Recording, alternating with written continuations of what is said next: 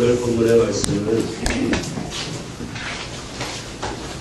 그리스도의 순환과 부활을 세 번 말씀하신 것 가운데 두 번째 말씀하신 안에 포함된 내용입니다.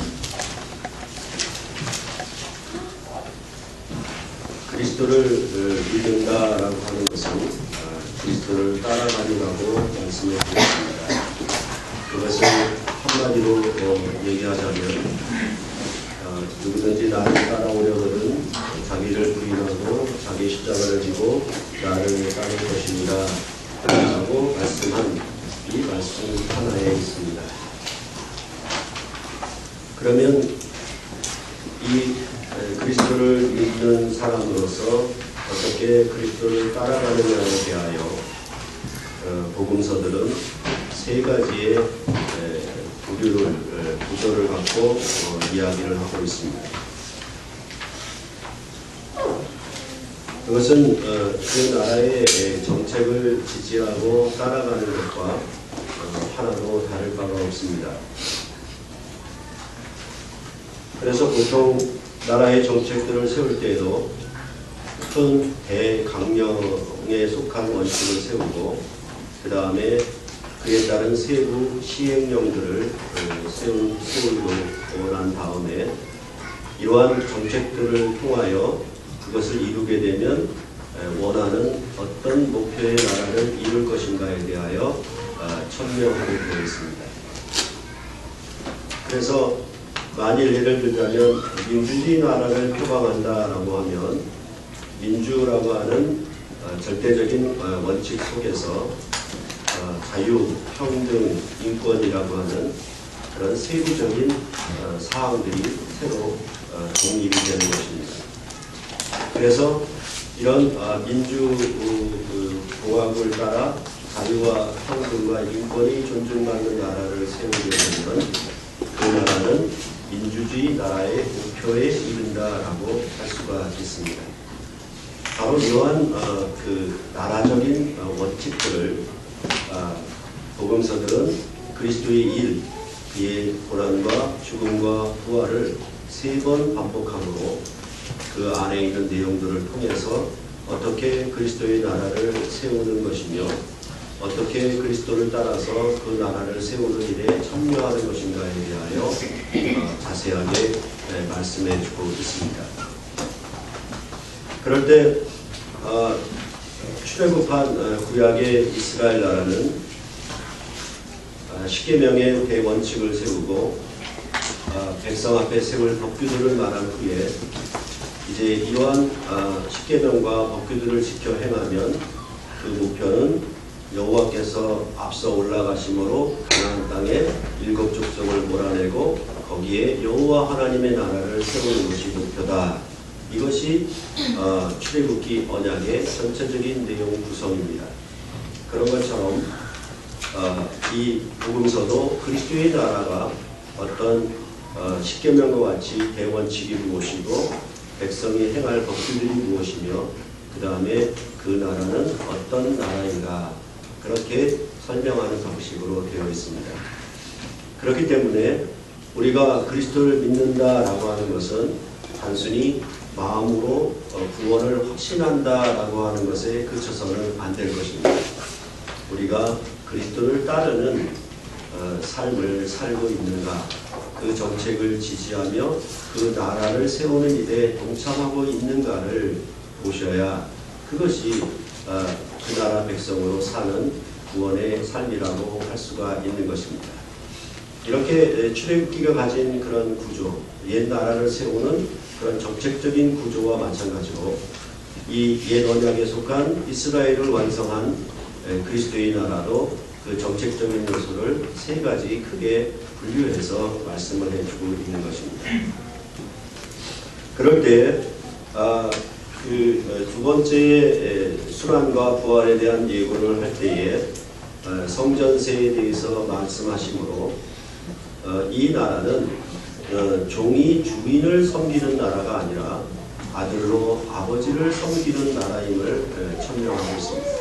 그래서 세금을 아들에게서 임금이 받느냐 아니면 타인에게서 받느냐 이런 질문을 통해서 타인이 나라를 섬기는 것이 아니라 아들이 나라를 섬기는 그런 삶으로 시행령을 따라 살아야 한다라고 원칙적으로 말을 해주고, 그 다음에 그런 것들은 구약의 출애굽기에서 백성 앞에 세울 법규를 말할 때 종의 법규를 먼저 말하는 것과 서로 상응한다라고 말씀을 드렸습니다. 그러면 출애굽기에서는 그 두 번째 시행령 가운데 두 번째 내용이 뭐냐면 바로 상해에 대한 보상의 법규를 말을 하고 있습니다. 그러니까 다른 사람에게 남에게 어떤 손해를 끼치면 그 손해를 끼친 값만큼 갚아주도록 되어 있는 것입니다. 그러니까 이런 것은 우리가 교통사고를 냈을 때 피해를 입은 거나 입힌 만큼이나 똑같이 그것을 물질적으로 보상해주는 원칙과 같은 것이죠. 그렇게 되면 어떤 피해를 입힌 사고로 말미암아 쌍방 간의 문제나 아니면 분쟁이 일어났을 경우에 그것을 피해를 받은 만큼 갚아주면 합의에 이르게 되는 것이고 결국은 두 쌍방 간의 분쟁이 그쳐지는 것입니다. 그러니까 이런 건 전체적으로 말한다면 사실은 화평을 위한 것이죠. 그렇죠? 그러니까 상해에 대한 보상의 법규, 그러니까 남을 죽였으면, 남을 때렸으면, 남의 것을 훔쳤으면 그렇게 해서 각기 하나하나로 어떻게 이런 경우 어떻게 해야 될 것인가를 말하는 것이 아니라 이런 것들을 나열함으로 말미암아 눈은 눈으로 이는 이로 보상하는 그런 법규다, 그런 나라로 세워졌다라고 말을 하고 있는 것입니다. 그것에 대비해서 이 그리스도의 나라는 내가 남에게 상해를 입혔느냐 입히지 않으려고 사느냐 그런 문제가 아니라 내가 아닌 다른 사람이 작은 자 중 하나가 실족해 하느냐 실족해 하지 않느냐의 삶이라고 말을 해주고 있습니다. 그러니까 남의 영역을 건드리지 않고 넘어가지 않고 또한 그 남도 나의 영역을 넘어오지 않도록 서로 지키고 방비하는 삶이 구약의 삶이라고 하면은 신약의 삶은 작은 자 하나에게 관심을 기울이는 것이 곧 나 아닌 다른 사람을 위하여 사는 것이 곧 그 아들의 섬김으로 이 나라를 봉사하는 삶이라고 말씀을 해주고 있습니다.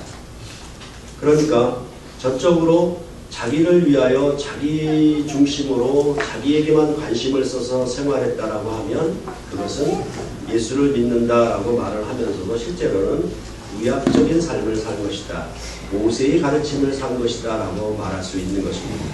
그렇지 않고 내가 이 형제 중에 지극히 작은 자 중 하나가 실족해 되는 것, 100마리의 양이 있는데 그중 99마리는 버려두고 이런 양 한 마리를 찾음으로 이 작은 자 중 하나라도 잃지 않는 것이 하늘에 계신 너희 아버지의 뜻이라고 말씀하신 것처럼 내 삶의 목표가 나에 대한 관심과 나에게 집중하는 것이 아니라 저 작은 자 하나에게 관심을 갖고 집중하는 것이 바로 구약적인 삶이 아닌 신약의 그리스도의 나라에 속한 삶이라고 말씀해 주고 있습니다.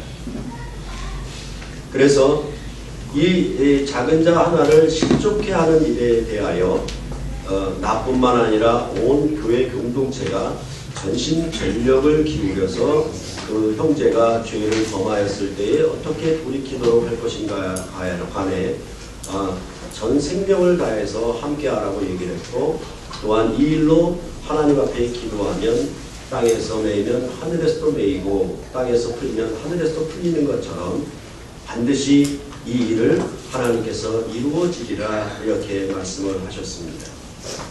그러면 죄를 범한 형제를 우리는 어떻게 받아들여야 하느냐 그 문제에 대해서 7번씩 70번이라도 하라고 말씀하셨습니다. 이것은 단순히 몇 번을 용서하느냐 그런 문제가 아니라 마음으로부터 용서하는 것이라고 말씀을 드렸고 마음으로부터 용서한다라는 것은 형제가 내게 행하였던 범죄에 대하여 다시는 기억지 아니하시고 영원히 포맷해버리는 것이라고 말씀을 드렸습니다. 그래서 형제가 나한테 입힌 상처, 형제가 나한테 말한 모든 말들, 서운하고 섭섭한 그런 모든 것들에 대하여 나는 완전히 기억을 지워버리는 것입니다. 그건 남편과 아내의 관계에 있어서, 부모와 자녀와의 관계에 있어서 또 마찬가지입니다. 그래서 주인과 종의 관계에 있는 구약 백성의 관계에 있어서는 삼진 아웃제가 적용이 되지만은 신약 백성에게는 삼진 아웃제가 적용이 안 된다라고 말했습니다. 그것은 아버지와 아들의 나라이기 때문에 그렇습니다. 그랬을 때 교회가 교회다운 모습을 갖는 것은 바로 민주주의는 민주주의 정책을 지지하고 따라가는 백성들로 그 나라를 이루는 것처럼 그리스도의 나라를 이룬다, 교회를 이룬다라고 하는 것은 바로 이렇게 작은 자 하나를 실족해 하지 않는 일에 내 전 생명과 관심과 모든 노력을 경주하는 것에 있고, 또한 이미 잃은 형제를 어떻게 찾아오느냐, 어떻게 받아들이느냐에 대해서도 분명히 우리에게 말씀해 주고 있는 것입니다. 그것은 지난 시간에 말씀드렸다시피 부모는 자식이 그 수많은 잘못을 부모에게 범했어도 자식이 부모에게 용서를 빌면 그 잘못에 대해서 기억지 아니합니다. 또한 부모의 용서를 받은 자녀도 자기가 어저께 한 잘못에 대해서도 부모 앞에서는 뻔뻔스러우지 만큼 자기가 행한 잘못을 완전히 잊어버리고 부모 앞에 다음 날에는 완전히 환한 얼굴로 나타나게 되어 있습니다. 그것은 바로 부모와 자녀라고 하는 서로의 그 사랑 안에서 용서의 관계가 임했기 때문에 그렇습니다. 그러나 만약 사장이 직원을 용서하고 직원이 사장을 용서한다 하더라도 그 관계에 있어서는 반드시 앙금이 남아있고 그것을 3번 아니면 4번 이렇게 10번 이런 방식으로 세알이도록 되어 있습니다. 그러나 부모와 자녀의 관계에 있어서는 그 잘못한 범죄에 대해서 절대로 몇 번이냐, 이게 490번이냐 이렇게 헤아리지를 않습니다. 마음으로부터 완전히 그 잘못을 지워버리고 오로지 자식의 잘된 양육을 위해서 더 마음을 쏟게 되어 있는 것입니다. 그것이 바로 신약의 그리스도의 나라의 정책이고, 그것은 그리스도께서 그가 고난을 받으시고 죽임을 당하사 사흘 만에 부활하신 이 십자가의 일이 바로 우리를 그렇게 대접하신 것입니다. 우리의 원수 같았던 이방인으로 알지 못하고 우상에게 절하며 살았던 모든 그 죄들을 그리스도 예수 안에서 지워버리시고 제하여 버리시고 십자가에 완전히 못 박아버렸다, 이렇게 성경은 말씀해 주고 있는 것입니다. 그래서 하늘 아버지께서 우리를 어떻게 받으셨는가? 이러한 용서를 통해서 받으셨다라고 말씀하고 있습니다. 근데 그 용서에 대한 대가는 이스라엘 백성은 황소와 염소의 피로 그 죄사함을 받았지만은 신약 백성은 아들의 피, 그리스도의 피값으로 용서함을 받았다라고 말씀하고, 이 그리스도 안에 그 피값으로 받은 용서가 얼마나 더 크고 얼마나 더 위대한 것인가에 대하여 성경은 우리에게 말씀해 주고 있는 것입니다. 그래서 이스라엘 백성이 해마다 황소와 염소의 피로 제사를 드렸더라도 다음 해가 되면은 그 죄를 다시 기억하게 하는 것이었지만은 예수 그리스도의 단번에 드린 제사는 우리를 영원히 온전케 한 것이어서 다시는 그 죄를 기억지 아니하신다라고 히브리서는 우리에게 말씀해 주었습니다. 참으로 우리가 예수 그리스도의 구원, 첫 출애굽의 모세에게 속한 구원을 따르지 아니하고 예수를 믿음으로 그 구원에 속한 백성으로 산다라고 하는 것은 이렇게 메모리를 상대에 대한 메모리를 지워버리는 그런 놀라운 능력들이 우리 안에 임하게 되었습니다.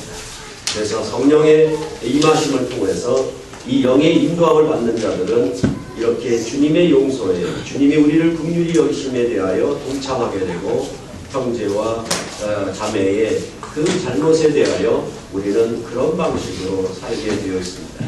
이것이 교회를 이루는 그런 주님의 정책을 따르는 시행령이라고 말씀해주고 있고, 이것은 서로 상해를 보상하는 것처럼 죄에 대해서 갚았으니까 이 관계는 영원한 화평의 관계를 이룬다라고 할 수가 있겠죠.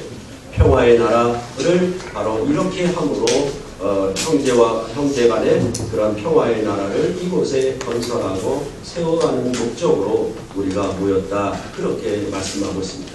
그래서 주님을 평강의 왕, 이렇게 성경은 말씀해 주고 있는 것입니다. 만약 이 주님을 믿고 따른다면 여러분의 삶에서 이 주님으로 말미암아 축복을 받으실 것입니다.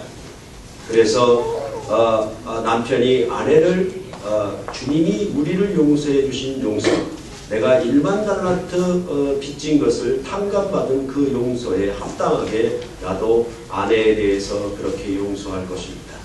아내는 남편에 대해서 이 주님이 나를 용서해 주신 그 용서로 동행해서 그렇게 남편을 용서할 것입니다. 교회 안의 지체들 가운데에도 이런 용서가 나타나게 되면 교회는 참으로 평화의 왕국을 만들어갈 수가 있습니다. 그 다음에 죽으면 천국이 온다, 그 말이 아니라 여러분이 이 주님의 정책을 지지하고 주님을 믿는 삶을 살 것 같으면 형제에 대한 모든, 내게 행한 모든 상처, 그런 아픈 말에 대해서 싹 지워버리는 그런 놀라운 능력이 여러분에게 있을 것입니다. 이것은 모세의 법보다 더 크고 위중한 법이어서 인간이 지킬 수 없다라고 하는 것은 변명과 핑계에 불과합니다. 왜냐하면 부모와 자녀 간의 관계는 이미 이러한 용서가 시행되고 있기 때문에 그렇습니다. 그렇기 때문에 이 주님의 나라와 법은 우리에게 못 지킬 법으로 주신 것이 아니라 참으로 이 법을 지키고 행하면 우리에게 큰 축복과 은혜를 내려주신다. 그래서 너희가 이것을 행하기 어려운데, 육신으로 이것을 행하기 어려운데 성령을 부으셔서 이 일을 따라 행함으로 우리 가운데 천국이 이루어지도록, 천국이 저희 것이미로다 라고 하신 것이 이루어지도록 우리에게 그렇게 복 주실 것입니다. 그래서 참으로 교회가 주님의 밥상에 모여서 주님의 살과 피를 먹고 마시면 그 살과 피를 통해서 우리를 어떻게 용서하셨는가, 그것을 우리가 알고 주님의 영수에 동참해서 형제와 자매를 용서하는 아름다운 사랑의 관계를 만들어가는 공동체가 바로 주님의 성전이요 주님의 나라요 교회라고 그렇게 성경은 우리에게 말씀해 주고 있는 것입니다. 만일 그것이 들리지 않거나 이것을 거부하거나 한다라고 하면 그것은 참으로 그 귀가 열리지 않고 눈이 열리지 않고 마음이 닫혀 있는 그런 아주 불쌍한 상태라 알 수 없습니다. 이러한 주님의 나라를 세우는 그런 내용들에 대해서 스스로 판단할 수 없으면 이 언약에 참여하지 않고 이 언약에 함께하지 않아도 좋습니다. 그래서 우리의 모든 삶이 그저 자기와 자기 가족들에게만 집중되어 있어서 내가 그렇게 일주일을 살았다라고 하면 그것은 모세의 법을 따른 것이지 절대로 그리스도의 법을 따라 사는 것이 아닙니다. 성경을 많이 알건 모르건 간에 참으로 작은 자 하나를 실족해 하는 것에 대하여 교회가 전심전력을 기울였는가, 그런 점들에 대해서 우리가 생각하고 또한 형제의 잘못을 용서함에 대해서도 더 깊이 생각하는 좋은 말씀이 되었으면 하는 것입니다. 이렇게 볼 때 출애굽기의 종예법규, 상해법규에 이어서 세 번째로 나오는 것은 헌신과 충성에 대한 법규입니다. 그래서 당연히 하나님 나라의 여호와를 왕으로 삼으면 그 왕과 함께 나라를 이루려면 그 왕께 헌신하고 왕께 충성하는 것은 지극히 당연한 것이고, 그렇게 해야만 이 왕과 백성으로 나라를 이루는 일이 깨지지 않게 되는 것입니다. 그것이 바로 이제 그 백성 앞에 행할 법규에 대하여 세 가지 구성 요소가 있는데, 그 종의 법규, 상해의 법규에 이어서 이제 헌신과 충성의 법규를 말하는 것이 출애굽기에 나와 있습니다. 출애굽기를 한번 보시기 바랍니다. 출애굽기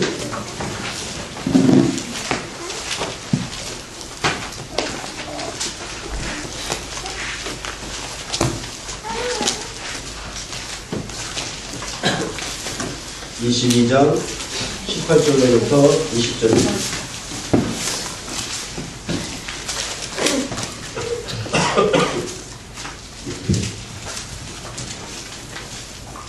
출애굽기 22장 18절로부터 20절 제가 읽겠습니다. 너는 무당을 살려들지 말라. 짐승과 행음하는 자는 반드시 죽일지니라. 여호와 외에 다른 신에게 제사를 드리는 자는 멸할지니라. 이렇게 말하고 있습니다. 여러분이 아시는 것처럼 10계명의 제1계명은 너는 내 앞에 다른 우상을 두지 말라는 것이었습니다. 그게 첫 계명인데 이상하게도 이 시행령 가운데에는 마치 우상을 섬기지 말라는 말씀인 것 같은데 이것이 중간에 나와 있어요. 그렇다라고 하면 이 우상을 섬기지 말라는 내용이 실질적으로는 10계명의 제1계명과 같은 그런 역할을 하는 것이 아니라 이후에 나타나는 그런 내용들과 연결지어서 이 말씀을 해석해야만 이 말씀이 어떤 뜻을 담고 있는지 우리가 알 수가 있습니다. 그랬을 때 갑자기 이제 그 앞에까지는 여러 가지 상해에 대해서 어떻게 갚을 것인가, 어떻게 보상할 것인가에 대해서 계속 얘기하다가 느닷없이 지금 우상의 문제가 튀어나왔거든요. 그러니까 이제 이런 점에 있어서는 뭐예요? 갑자기 본문을 읽어가다가 길을 잃은 것처럼 헤매게 되어 있어요. 왜 이것이 갑자기 이렇게 짧게 나와 있을까? 그렇게 참으로 당혹하게 되어 있습니다. 마찬가지로 우리 이 마태복음에 있어서도 이제 형제를 어떻게 마음으로부터 용서하는가, 작은 소자 하나를 실족해 하지 아니하는가에 대해서 얘기하다가 갑자기 19장에 들어와서 분위기가 바뀌면서 예수님이 다른 곳으로 가시면서 갑자기 이혼 문제가 나와요. 그러니까 우리는 어떻게 생각하냐면 요 한 부분만 들여다보고 교인들은 이혼하지 말아야 되는 것이다 라고 하나의 교훈을 취하려고 합니다. 그래서 이 본문이 결혼 주례사에 관한 본문 아니면 그리스도인의 가정을 세우는 그런 모범으로서의 본문으로 사용되기 십상입니다. 그런데 그런 것들은 항상 우리가 조심해야 하듯이 전체적인 구조, 앞에서 말씀드린 것처럼 두 번째 그리스도의 순환과 부활을 말씀하신 것 가운데 포함된 내용이라는 것을 우리는 놓쳐버립니다. 전체적으로 그리스도의 그 정책들을 말을 하는 것에 대하여, 그 언약을 말을 하는 것에 대하여 두 번째 부분에 속했다는 것을 잊어버리고 그냥 이혼을 어떻게 할 것인가, 이혼의 문제를 어떻게 처리할 것인가에 대해서 직접적인 답을 하는 것이 본문의 해석이라고 생각하기 쉽습니다. 그러나 그렇지 않습니다. 그런 점들이 바로 이 출애굽기의 배경을 이해하는 것들이 얼마나 큰 힘이 되고 이 마태와 마가복음을 이해하는 큰 도움이 되는 것인가를 우리로 알게 하는 것입니다. 그것은 전적으로 헌신하고 충성하는 문제인 것이지요. 그러니까 부부관계는 서로 각자가 상대방에게 전부 속하는 방식으로 되어 있습니다. 그것이 사랑의 언약으로 묶여진 것이기 때문에 나를 위한 것은 원천적으로 배제되어 있고 내가 배우자를 사랑하는 관계이니까 내가 전적으로 전 생명을 다해서 배우자에게 헌신을 하는 관계가 바로 혼인관계입니다. 그것은 어떻게 보면은 부모와 자녀와의 관계는 이런 헌신의 관계가 이렇게 쌍방이 이렇게 맞물리듯이 나타나지 않습니다. 어떤 의미로 부모 쪽에서 일방적으로 자녀에 대한 헌신이 나타나게 되어 있으나 자녀는 그에 비해서 상대적으로 부족한 것이 사실입니다. 그러나 남편과 아내의 이 가족의 관계는 남편이나 아내나 쌍방 간에 서로 전부 자기의 전부가 상대방에게 속했다라는 것을 전적으로 기본으로 갖고 있는 관계입니다.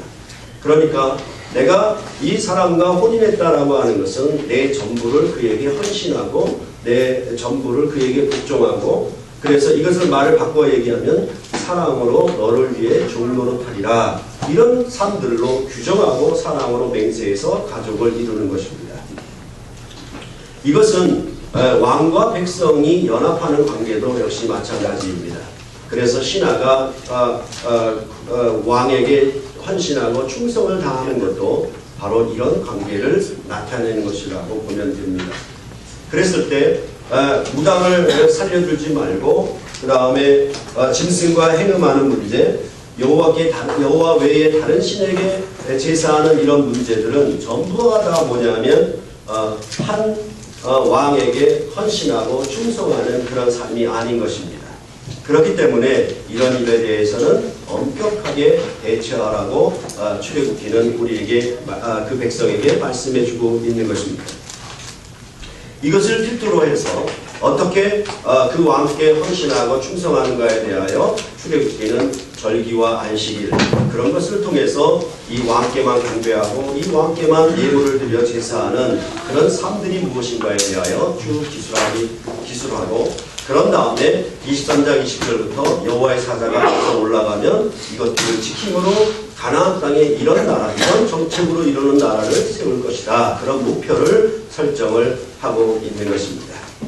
이런 배경을 우리가 이해하게 되면은 여기에 나오는 이 갑자기 분위기가 바뀌고 장소도 바뀌며 왜 마태가 다른 이야기를 이혼에 관한 얘기를 여기다 끼워 넣었는가를 우리가 잘 이해할 수가 있습니다.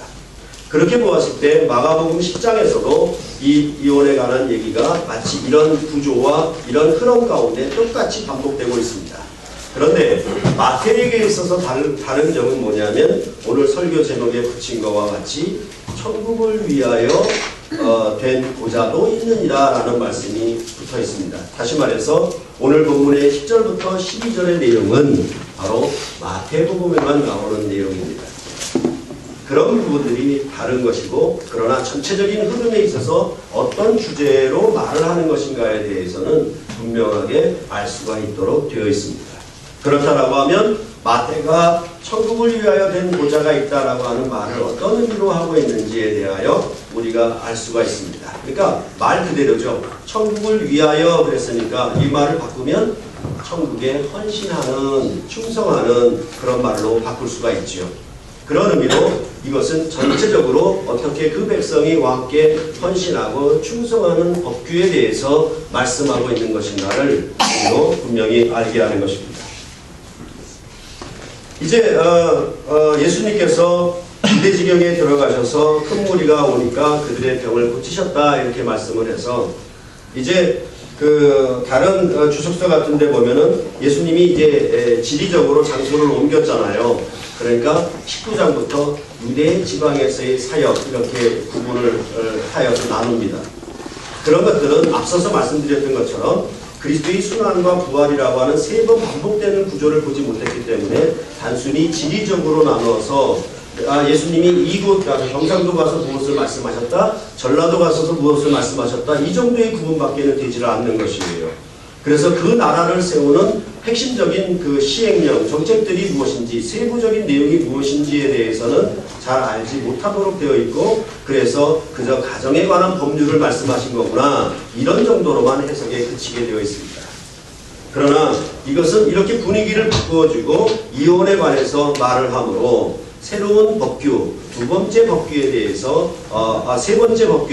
말을 하고 있습니다. 즉 헌신과 충성에 대한 얘기를 이루러 가고 있는 것이고 이것은 뭐냐면 이제 부자 청년이 이 모든 재산을 팔고 주님을 따르라고 했을 때 주님께 헌신하고 충성하고 따를 것인가를 물었고 그 다음에 베드로는 내 소유와 재산과 전토와 아내와 처자식을 다 버리고 쫓아나리라 했을 때도 거기는 헌신과 충성에 대한 얘기를 하고 있는 것입니다. 그런 내용이 이 다음 내용에 함께 다 묶인 그런 동일한 주제로 말을 한다는 것을 우리로 알게 하는 것입니다. 그렇다면 바리새인들이 예수께 나와서 시험하여 물었습니다. 사람이 어떤 이유가 있으면 그 아내를 버리는 것이 옳으니까? 예수께서 대답하시기를 사람을 지으시니가 본래 그들을 남자와 여자로 만드시고 말씀하시기를 그러므로 사람이 그 부모를 떠나서 아내에게 합하여 그 둘이 한 몸이 될지라 하신 것을 읽지 못하였느냐. 그런즉 이제 둘이 아니요 한 몸이니 그러므로 하나님이 짝지어 주신 것을 사람이 나누지 못할지니라 하시니 이렇게 말씀하셨습니다. 그러니까 바리새인들이 나와서 예수님에게 시험하여 물었는데 아내를 버리는 것이 옳으냐. 그렇게 예수님의 답변은 창조의 아담과 하와를 만드신 질서를 갖고 답변을 하셨습니다. 그랬을 때 분명히 그 둘이 부모를 떠나서 둘이 한 몸이 될지라고 말씀하신 건 창세기 본문인데, 그 창세기 본문을 가지고 예수님께서 해석을 하신 것입니다. 어떻게 해석했느냐? 하나님이 짝지어 주신 것을 사람이 나누지 못한다, 이렇게 해석한 것입니다. 그것은 바로 이제 창세기의 언약으로 말씀하신 일이 예수 그리스도 안에서, 그의 나라 안에서 성취되었다, 완성되었다 말씀을 하고 있습니다. 이렇게 예수님이 답을 하니까 그들이 다시 물었습니다. 어찌하여 모세는 이혼 증서를 주어서 버리라 명하였나이까? 라고 물었습니다. 그럴 때 예수님께서 답변하시기를, 모세가 너희 마음의 완악함 때문에 아내 버림을 허락하였거니와 본래는 그렇지 아니하니라. 내가 너희에게 말하노니 누구든지 음행한 이유 외에 아내를 버리고 다른 데에 장가드는 자는 간음함이니라. 이렇게 말씀을 하셨습니다. 그러니까 당연히 하나님이 짝지어 준 것을 사람이 나누지 못한다라고 하니까 질문이 들어가겠죠. 모세는 그러면 왜 이혼 증서를 써주라 했나이까? 그런 질문이 들어가겠죠. 그때 예수님께서 답변하시기를, 그것은 너희의 완악함 때문에 그런 것이다 라고 말씀을 하셨습니다. 그래서 이제 아내를 버리면 그것은 간음을 행하는 것이다, 모세의 법을 따르면 그것은 간음을 행하는 것이다, 이렇게 말씀을 하셨어요.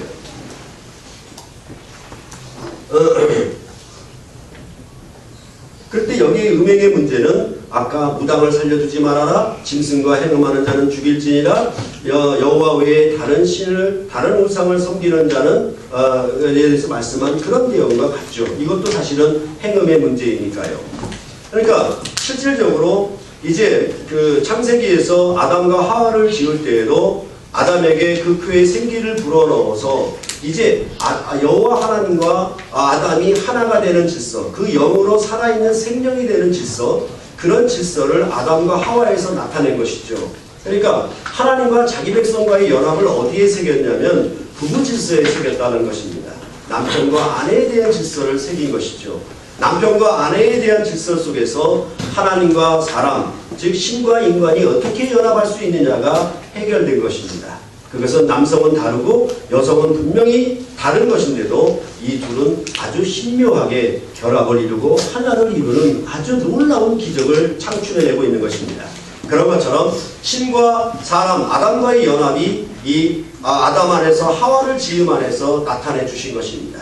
그래서 이 둘의 관계가 파괴되지 아니하고 끊어지지 않는 영원한 사랑의 관계가 되면은 그것은 이혼하지 아니하고 하나가 되어서 온전한 연합을 이루는 것처럼 그리스도 예수 안에서 그가 죄를 다 사하시면 반드시 죄로 말미암아 서로 간에 단절이 오고 서로 간에 끊어진 파괴가 오게 되듯이 만약에 죄의 문제가 사하여지면은 이 둘의 관계는 끊어질 수 없는 영원한 온전한 합일의 관계를 이룰 수가 있는 것입니다. 그래서 이제 그리스도 예수 안에서 창조의 목적이 성취되었다, 이렇게 주님은 말씀하고 있는 것입니다. 그런 다음에 예수님 제자들이 물었습니다. 만일 사람이 아내에게 이같이 할진대 장가들지 않는 것이 좋겠나이다 라고 말을 했습니다.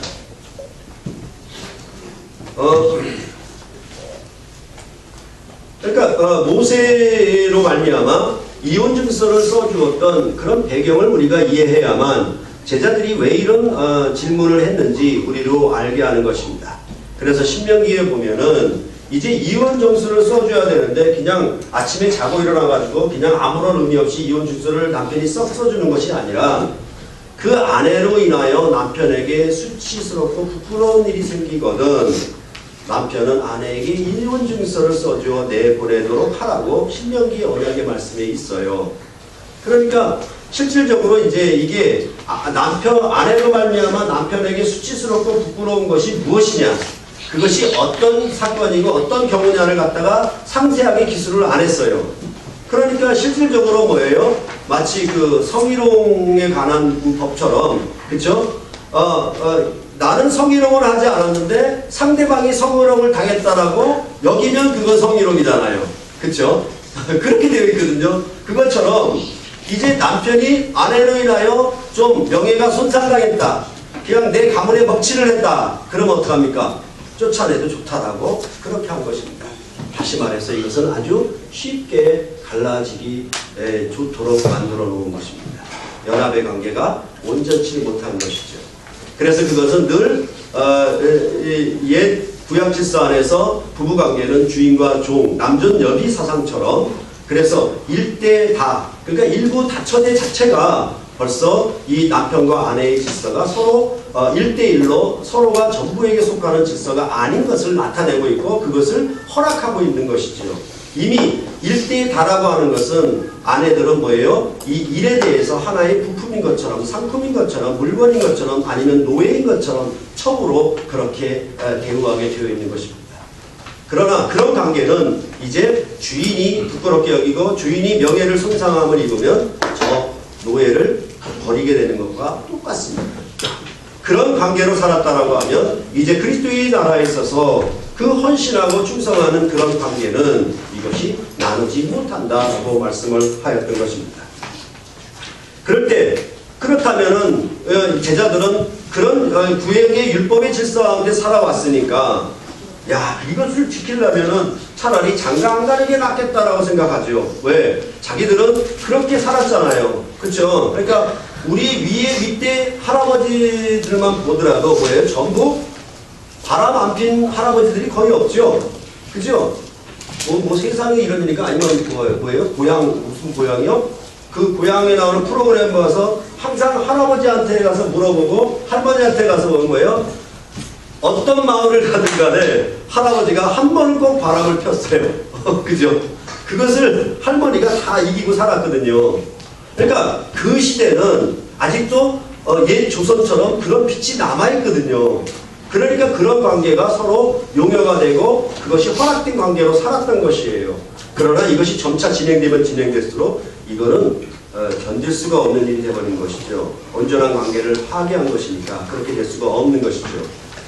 그런데 이제 예수님께서 이런 물음을 하니까 예수님께서 사람마다 이 말을 받지 못하고 오직 타고난 자라야 할지니라 라고 말씀하시면서 어머니의 태로부터 된 고자도 있고 사람이 만든 고자도 있고 천국을 위하여 스스로 된 고자도 있도다 이렇게 말씀을 하셨습니다. 고자는 뭔지 아시죠? 네, 그 뭐예요? 내시와 같은 사람이라고 생각하면 되는 것입니다. 아이를 생산할 수 없는 사람을 생각하면 되겠죠. 그럴 때 세 가지가 있어요. 태어나면서부터 고자된 사람이 있고 내시처럼 태어난 다음에 일부러 제거함으로 고자된 사람이 있고 또 하나는 자기 의지로 천국을 위하여 고자가 된 사람이 있습니다. 그러면 왜 이 고자에 대한 문제를 얘기하냐면 이사야서 56장에 보면은 이제 남은 자가 돌아오는 새 구원의 나라, 새 출애굽의 나라가 이루어지면은 그때는 병든 자나 질병을 가진 자나 또 뭐예요? 마른 나무와 같이 그러니까 뭔가 열매를 생산할 수가 없잖아요. 마른 나무니까 마른 나무와 같은 자들도 돌아오리라. 그 마른 나무를 비유해서 무엇을 말하냐면 고자와 같은 자들도 이 나라에 들어올 수 있다라고 말씀하고 있는 것이에요. 왜냐하면 구약의 나라는 생육하고 번성하는 것이 그 나라의 축복이거든요. 그 나라의 질서거든요. 그러니까 아이를 낳지 못한 사라와 아이를 낳지 못한 한나의 경우에는 많은 다른 사람으로부터 핍박을 받게 되어 있죠. 너는 하나님부터 저주받은 거 아니냐 이렇게 손가락질 당하도록 되어 있는 것이에요. 왜냐하면 그 나라는 생육하고 번성하는 질서이기 때문에 그래요. 그렇기 때문에 그 나라에는 당연히 고자된 자는 어떻게 됐습니까? 못 들어오겠죠. 그렇게 구약의 나라에는 배제되었지만은 이제 새로운 출애굽을 통해서 바벨론으로 돌아와 새로운 나라를 이루게 되면 마른 나무와 같았던 고자와 같은 이들도 이 나라에 들어오게 된다라고 말씀을 하신 것이에요. 그런 배경을 따라서 이 마태복음의 이 고자 얘기는 이제 여기서 얘기하는 것은 뭐냐면 이렇게 타고난 자, 그 중에서도 뭐냐면 이 천국을 위하여 고자된 자라고 말씀을 하고 있거든요. 그러니까 다시 말해서 이 천국 때문에 스스로 자기가 뭐예요? 생육하고 번성하는 그 일의 참여치를 아는 것이죠. 이것을 이 말을 받은 사람은 모든 사람이 받는 것이 아니라 타고난 자라야 받는 것이라고 그렇게 말씀을 하셨습니다. 그러니까 이를테면은 천주교의 그 사제들처럼 그래서 일률적으로 모두가 다 사제의 길에 들어가면 모두가 다 천국을 위하여 고자가 되는 것으로 만들어버려서는 그것을 제도화해서는 안 되는 거예요. 왜냐하면 그것을 받을 자가 있고 받지 못할 타고난 자들이 있거든요. 그런 의미에서 고린도전서 7장에 보면은 사도 바울은 가르칩니다. 사도 바울은 독신으로 살았거든요. 그렇죠. 그가 왜 독신으로 살았고 고린도 교회에 일어나는 결혼 문제에 대하여 남녀 간에 서로 결혼하려고 애쓰지 말아라. 나를 본받아라. 나와 같이 독신으로 살아라. 이것이 좋다. 왜 그러냐면 그는 바로 그리스도를 신랑으로 모시는 삶들을 살아가고 있기 때문에 그렇습니다.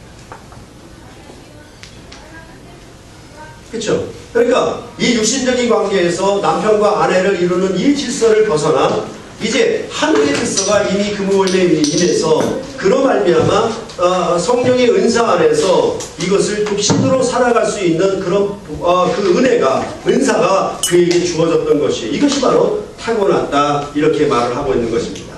이것이 바로 사도 바울이 천국을 위하여 스스로 보좌된 사람이라고 말씀을 하고 있는 것입니다.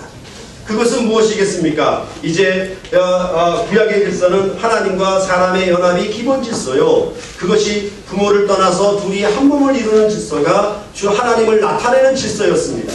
하나님과 어떻게 인간이 연합하는가 그것을 나타내는 것이 창조의 질서였는데 이제 신약에 와서는 스스로 이 둘이 한 몸을 이루는 질서, 부모를 떠나서 둘이 한 몸을 이루는 질서로 스스로 배격하고 스스로 거기에 참여하지 아니하는 자가 나타났다 이렇게 말씀을 하고 있는 것입니다. 그것은 전부 천국을 위하여 이렇게 되어 있는 것입니다.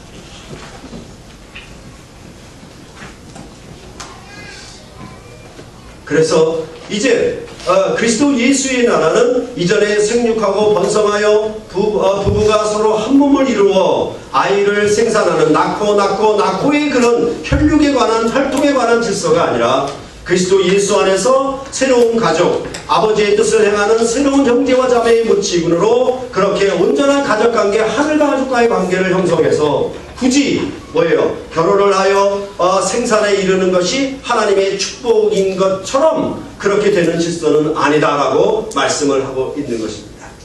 그렇게 했을 때 여기서 말하는 것은 전체적으로 무엇입니까? 그리스도께서 자기 생명을 다하여 십자가에 목숨을 다 바치심으로 이제 우리와 같은 자를 실족케 하지 아니하기 위하여 범죄한 형제를 받아들였던 것처럼 그리스도 예수께서 그 죄사함으로 말미암아 우리를 받으셨습니다.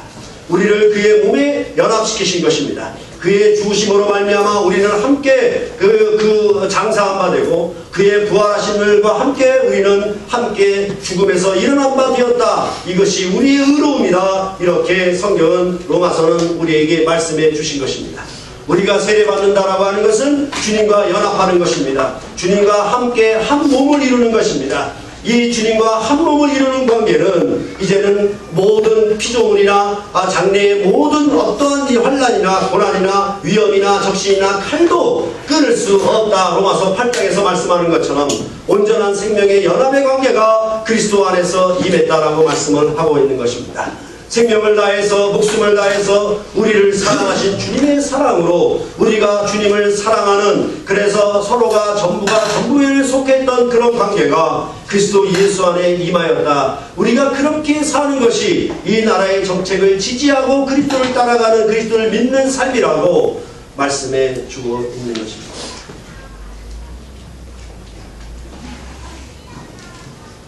그래서 이 세상의 모든 것들을 다 버려두고 예수를 쫓았나이다. 이렇게 베드로가 고백했던 것처럼 이 땅의 질서, 땅에 속한 모든 관계를 벗어버리고 이제 하늘에 속한 하늘 시민권을 찾아서 살아가는 사람들이 우리 안에 도래했다라고 말씀을 하고 있는 것입니다. 이것은 땅에 있는 모든 자기 소유를 다 팔아서 천국밭에 있는 보화를 발견하고 그 밭을 샀다라고 하는 말씀과 다 연결되는 것입니다. 참으로 내 삶이 그저 부분만 하나 정도만 온전치 못하게 헌신하는 그런 관계가 아니라 참으로 주님께 온전히 헌신하고 충성하는 그런 관계가 우리 안에서 선물되었다라고 말씀을 하고 있는 것입니다. 그래서 참으로 교회 안에서 그리스도의 죽고 부활하심을 통하여 아버지께서 약속하신 성령을 교회에 부으시면 이 성령이 임한 자들은 이제 교회의 형제와 자매들을 자기 몸처럼 사랑하게 하신 것입니다. 형제와 자기를 서로 분리시키는 방식으로 연합되지 아니한 남인 것처럼 그렇게 대우하지 않습니다. 그래서 형제가 기쁘면 형제 그 기쁨에 동참하고 형제가 슬프면 함께 그 슬픔에 동참하도록 그렇게 되어 있는 것입니다. 그럴 때 참으로 교회가 쉽게 너무나도 쉽게 갈라지는, 그래서 교회를 떠나는 일들이 우리 안에 너무나도 많이 일어나고 있습니다. 그 일의 근거가 뭐냐면 교회가 저 형제가 나를 부끄럽게 하고 수치스럽게 했거나 아니면 내가 수치스러운 일이 드러났을 때 교회를 쉽게 등지는 일들이 일어나고 있습니다. 그것은 모세의 이혼 증서를 받은 것처럼 그렇게 사는 삶들이 교회 안에서 아주 많이 일어나는 것이에요. 그것은 바로 그리스도의 나라의 법도가 무엇인지, 그것이 예법과 어떻게 다른 것인지에 대해서 분별하지 못하기 때문에 그래요. 그러니까 어떤 일이 일어나면 조그마한 상처를 받았고 조그마한 어떤 책망을 들으면 쉽게 마음을 바꾸는 것이에요. 나를 미워하는 거야. 나를 싫어하는 거야.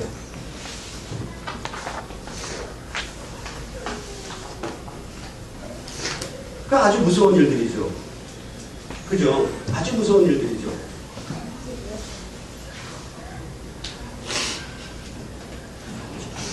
교회에다가는 자기 명예를 걸으면 안 됩니다. 자기 자존심을 걸어서도 안 됩니다. 사랑하는 부부관계는 내가 상대방을, 배우자를 사랑할 때 자기 자존심과 자기 명예를 걸지 않습니다. 그것은 자기 이익이고 자기 자랑이지 사랑이 아닌 것입니다. 참으로 어느 것이 옳은가? 참으로 내 가족과 내 부모와 형제 그리고 내 아내와 남편만을 사랑하고 살 것인가? 아니면 그리스도 예수 안에서 한 가족된 한 아버지를 모시고 형제 자매라고 일컫는 이 형제와 자매를 그리스도의 한 몸으로 한 가족으로 그 형제와 자매로 시인하고 살 것인가? 그것에 대해서 스스로 결정을 하셔야 될 것입니다. 여기서 내가 자그마한 어떤 잘못이나 부끄러움이나 상처, 어떤 서러움이 생기게 되면은 나는 쉽게 갈라질 것인가? 그 일에 대해서 여러분들은 결정을 하셔야 될 것입니다. 그게 모세의 법인가? 예수의 법인가? 이것을 생각을 하셔야 한다는 것입니다.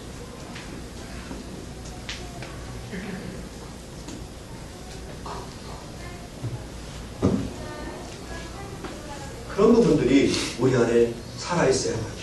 그것은 바로 앞에서 7번씩 70번 그리고 마음으로부터 용서하는 것처럼 그 일에 대해서 절대로 교회가 수근수근거려서는 안 됩니다. 형제에 대해서 비방하는 것을 뒤에 가서 많은 사람들이 공유하게 하는 것은 그것은 형제를 죽이는 살인인 것입니다. 아주 무서운 일이죠. 그래서 수근수근하지 말아라, 비방하지 말아라 이렇게 말씀하고 있는 것입니다. 그것은 바로 형제의 잘못을 통해서 형제를 제거해버리는 그런 놀라운 아주 무서운 일이기 때문에 그렇습니다.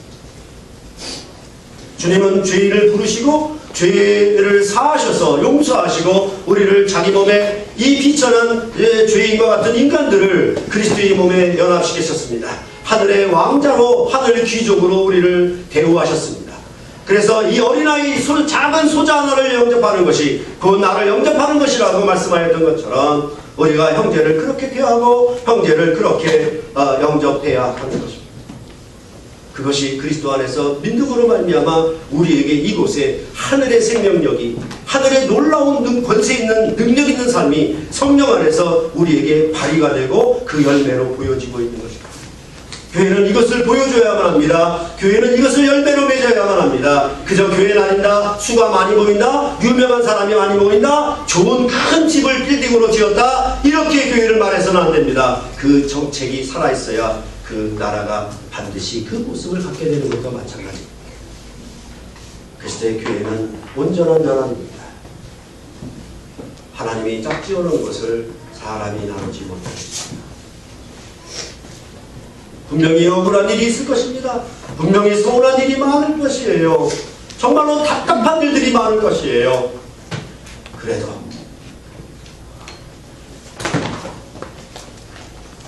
그래서 어떻게 연합할 것인가? 그것을 우리가 이루어가면 바로 교회는 이 세상에서 감히 만나보지는 못하는 하늘 공동체를 우리가 이 땅에서 구현해내는 것입니다. 그래서 하나님의 나라가 이 땅에 이루어지리라, 이것을 이루어가며 살 수 있는 것입니다. 이런 온전한 연합으로 교회를 이루는 일에 여러분이 그리스도를 믿음으로 참여하셔서 은혜와 평강교회가 이런 축복, 이런 은혜를 넉넉히 누리시기를 간절히 바랍니다. 아멘.